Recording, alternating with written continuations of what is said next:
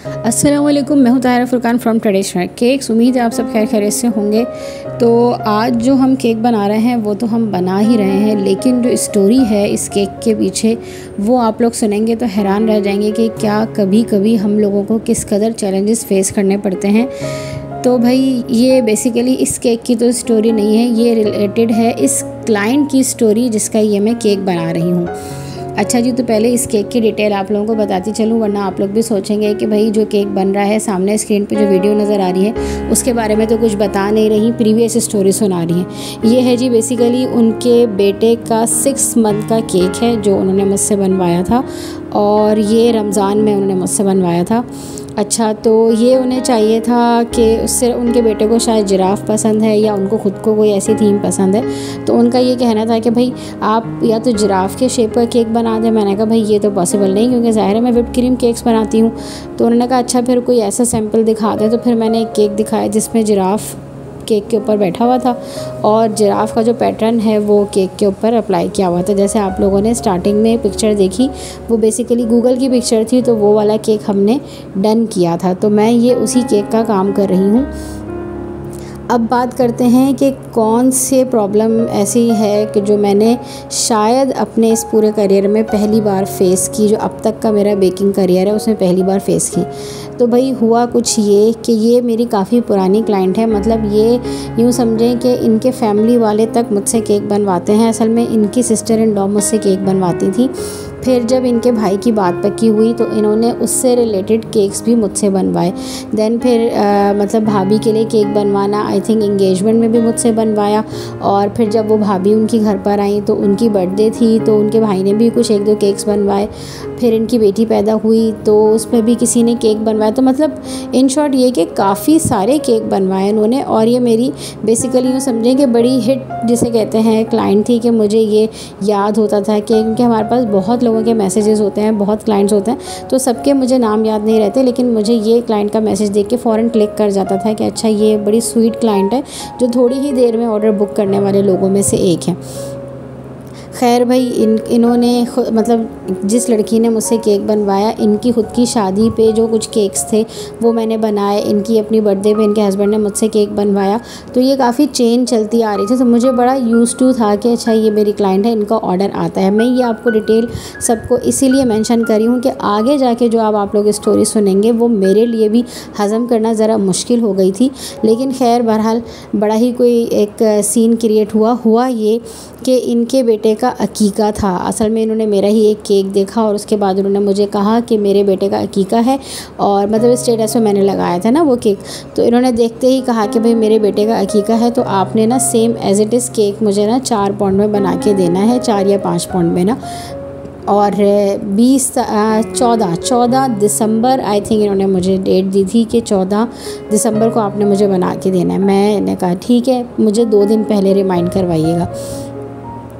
खैर भाई उन्होंने क्या किया कि 2 दिन पहले एज़ पर रूटीन मुझे मैसेज करके ये कह दिया कि आपको ना मैंने केक का ऑर्डर दिया था, रिमाइंड करवाना है। मैंने मतलब ज़ाहिर है मैं बिज़ी थी कि शायद ऑर्डर्स से क्या था, तो मैं काफ़ी बिज़ी थी। तो मैंने इनका मैसेज पढ़ के, क्योंकि मतलब इनका केक मुझे याद था, मतलब मैं मोस्टली यूँ समझे कि 90% केक याद रखती हूँ, लेकिन क्लाइंट को फिर भी रिमाइंड करवाने का कहती इसीलिए हूँ कि इंसान है भूल भी जाता है, क्योंकि लोग अक्सर 10-10 दिन पहले, 20 दिन पहले, महीना पहले ऑर्डर बुक करवाते हैं। तो मैं सबको यही कहती हूँ कि भाई देखिए मुझे 2-3 दिन पहले लाजमी रिमाइंड करवा दिया करें, इन केस अगर आप इतना अर्ली अपना ऑर्डर बुक करवा रहे हैं। अच्छा वैसे तो मैं कोई ख़ास रिमाइंडर नहीं लगाती, लेकिन चूंकि इतना टाइम हो गया है केक का काम करते हुए तो उसकी ज़रूरत नहीं पड़ती। और इस बार भी मैं बड़ी ही कॉन्फिडेंट थी, मुझे ऐसा लगा कि शायद 15 तारीख होगी ना। तो खैर मैं इन्होंने अपनी रिस्पॉन्सिबिलिटी पूरी की। इन्होंने मुझे मैसेज करके 2 दिन पहले बताया कि मेरा ना केक का ऑर्डर था। मैंने कहा जी मुझे याद है, आप थैंक यू, आपने मुझे रिमाइंड करवा दिया ना। इत्तेफाक ऐसा हुआ कि मैंने यूँ समझे कि अपनी तरफ से मुझे ये था कि कल केक का ऑर्डर है, तो मैंने आज स्पंज भी बना लिए, मॉर्निंग में टॉपर्स भी बना लिए, और मैं बड़ी रिलैक्स थी कि भाई अब कल सुबह उठकर सिर्फ मैंने क्रम कोट करना है, क्योंकि रात में जाना था केक, मैंने सिर्फ क्रम कोट करना है और फिर मैंने उसको प्लास्टर करके फ्रॉस्टिंग करनी है, देन सिर्फ टॉपर्स अटैच करना है। मुझे उसमें कुछ भी नहीं करना, सब कुछ रेडी है। मैं ये सारा काम करके दोपहर में एज़ पर रूटीन बच्चों के साथ थोड़ी देर के लिए सो गई। अब मैं उठकर आई हूँ तो तकरीबन शाम के 5 साढ़े 5 बजे का टाइम था। और ऐसी पता नहीं क्यों अल्लाह ने इज़्ज़त रखनी थी, शायद वही बात थी कि आज तक कभी ऐसा नहीं हुआ। तो बस वही है कि इज़्ज़त रखनी थी अल्लाह ने, तो रिमाइंड आ गया। ऐसे ही मैंने सोचा कि मैं एक दफ़ा चेक कर लूँ, वरना कभी ऐसा इत्तेफाक हुआ नहीं कि बंदे के जहन में ऐसी कोई बात है। मैंने कहा मैं एक दफ़ा चेक कर लूँ कि इनका ऑर्डर है किस दिन का। तो इनकी कोई चैट इतनी लंबी भी नहीं होती कि मुझे बहुत पीछे जाके चेक करना पड़े। तो मैंने इनकी चैट खोली तो मतलब 8-10 मैसेजेस के बाद मुझे नज़र आ गया कि भाई इनके ऑर्डर जो है ना वो 14 तारीख़ का है, 15 का नहीं है, यानी आज का ही है ये ऑर्डर। मैं तो मतलब ये समझे कि बंदे के तोते उड़ जाना या पैरों तले ज़मीन निकल जाना, या जो जो मुहावरे होते थे हम बचपन में अपने स्कूल लाइफ में समझते थे, वो मेरे सारे दिमाग में आना शुरू हो गए कि भाई ये तो हमारे साथ हो गया है, तोते उड़ने वाला सीन।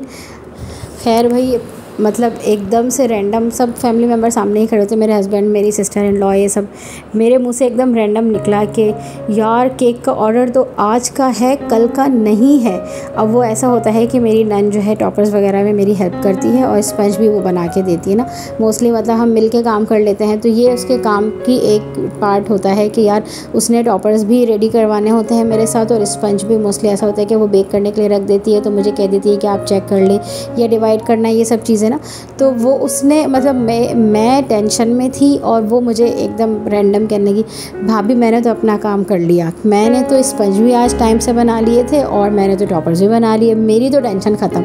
अब मतलब मुझे हंसी भी आ रही हो, मुझे रोना भी आ रहा हो, मुझे गुस्सा भी आ रहा हो कि यार मतलब क्या मैं यहाँ टेंशन में हूँ और तुम मुझे कह रही हो मैंने तो अपना काम कर लिया, अब आपकी बारी।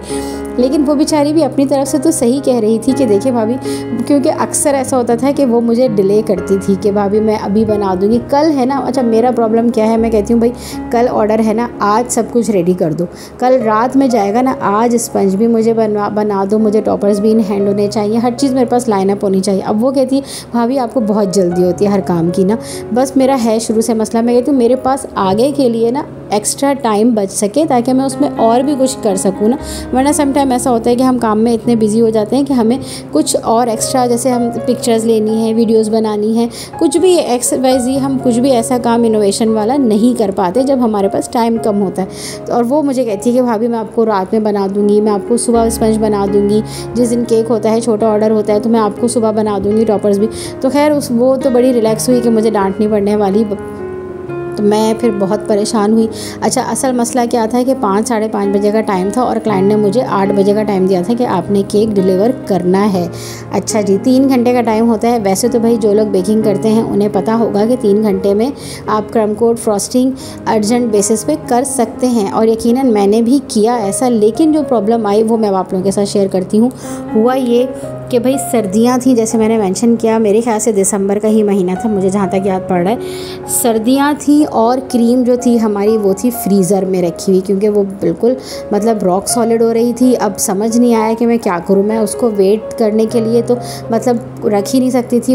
अप्रॉक्सीमेटली 1 घंटा चाहिए था उस पूरी, क्योंकि मुझे पूरा 5 पाउंड का केक क्रम कोट प्लस फ्रॉस्टिंग के लिए चाहिए था। तो ऑब्वियस सी बात है कि ½ kg क्रीम तो कहीं गई नहीं। ½ kg क्रीम को डीफ्रॉस्ट करने में एटलीस्ट 1 घंटा चाहिए। मैं 1 घंटा उसको डीफ्रॉस्टिंग के लिए वेट करती। उतनी देर में मैं मतलब क्रम कोट करना चाहती थी कि मुझे क्रम कोट को भी तो रेस्ट देना है। खैर भाई कुछ समझ नहीं आ रहा था। इतनी में मतलब एकदम से पैनिक हो जाता है बंदा, अकेला है या कुछ भी, एक रिस्पॉन्सिबिलिटी होती है। तो खैर फिर मेरे हस्बैंड ने मुझे थोड़ा सा काम डाउन किया। उन्होंने कहा कोई बात नहीं, केक जैसी चीज़ इवेंट के बाद भी कट होती है। 8 बजे की बजाय हम 10 बजे डिलीवर कर देंगे फॉर अ सेफ साइड। या यूँ समझें कि एक प्लान बी उन्होंने मेरे साथ शेयर किया ना। मैंने कहा नहीं, क्लाइंट ने 8 बजे का टाइम दिया है, मैं मैक्सिमम 8:30 बजे डिलीवर करवाऊँगी, इससे लेट नहीं कर सकते। खैर उन्होंने मुझे रिलैक्स करने के लिए कहा। उन्होंने कहा अच्छा रुको कुछ करते हैं। वो उसी वक्त ऑफिस से आए थे। उन्होंने मतलब कुछ भी नहीं देखा ना, मतलब कपड़े चेंज किए ना, फ्रेश हुए ना, पानी पिया, बस वो मेरे साथ खड़े हो गए कि बस पंखे के नीचे उन्होंने रखवाई क्रीम। उन्होंने कहा इसको ऐसे सेट कर दो। लेकिन भाई कहाँ उसने पंखे के नीचे भी खुलना था। सर्दियों के दिन पंखे भी ठंडी हवा फेंकते हैं, अब आज गर्मियों में तो नहीं फेंकेंगे। खैर भाई मेरे हस्बैंड को अल्लाह भला करे भाई, उनका दिमाग चला, वो हेयर ड्रायर लेकर आए, क्योंकि मुझे करने के माइक्रोवेव कर लो, मैंने कहा पता नहीं कभी की नहीं ख़राब ना हो जाए। खैर वो हेयर ड्रायर लेकर आए, उन्होंने हेयर ड्रायर से पूरी क्रीम के बॉक्स को मतलब ड्राई करना स्टार्ट किया, और मुझे थोड़ी थोड़ी क्रीम निकाल के जो मेल्ट हो रही थी वो मुझे बाउल में देते गए कि भाई ये ले जाओ और इसको बीट करके तुम, क्योंकि 5 पाउंड का केक था तो उसमें मुझे 2 स्पंज 2 टायर्स था ना, तो मुझे 2 स्पंज उसमें बेक करने थे, मतलब फ्रॉस्टिंग करनी थी, क्रम कोट करना था।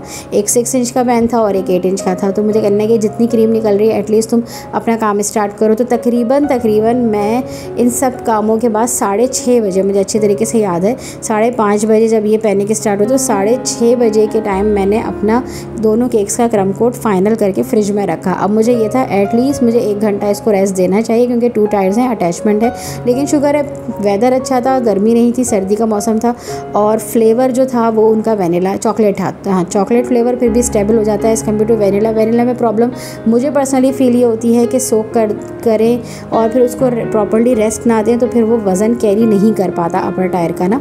तो खैर चॉकलेट फ्लेवर था तो उसने ईजिली वज़न कैरी कर लिया, और दोनों केक्स मैंने मतलब दोनों टायर्स अटैच करके, सॉरी दोनों टायर्स जो हैं वो उनके मैंने सिर्फ क्रम कोट करके 6:30 बजे रख दिया। फिर भाई मैंने क्लाइंट को मैसेज किया, मैंने कहा आप मुझे मैक्सिमम टाइम बता दें कि मैं कब तक केक डिलीवर कर दूं।